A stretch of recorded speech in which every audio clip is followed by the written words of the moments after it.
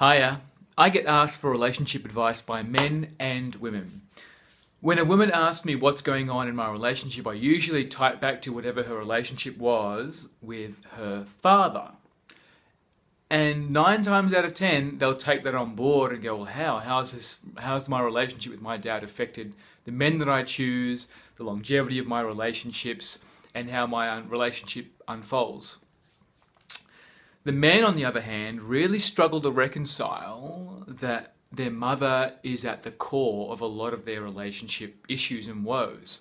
I mean, she carried you in her womb for like 9 months. She fed you, she took care of you. How could you possibly be angry at a woman that did all that for you?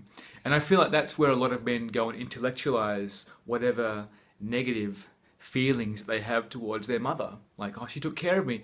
Which plays out in a lot of relationships where, how could I be angry at my partner when she's done all this stuff for me? Like, she's chosen me as a partner. How could I possibly get angry at her? Or she's cooked me a meal, or she's bought me tickets somewhere, or she's done something for me. How could I possibly be angry at her? And how this originates is where when you're dependent on your mother as a child, when you're first born, when your emotional needs aren't met, you might throw a tantrum, or you might be told you can't throw a tantrum, or it doesn't matter how much tantrums that you throw, you never really feel full by what your mother gives you.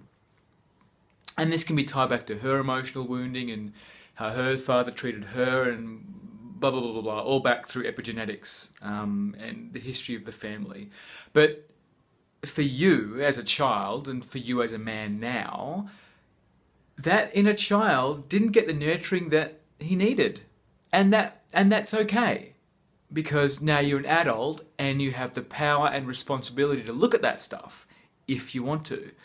So if you're struggling in relationships with women and you want to know the root, you need to look at your relationship with mum. And you might not remember what happened between the ages of 0 and 5, and then extension from 5 to the early teens. But in that first initial period, there can be like a sense of feeling empty.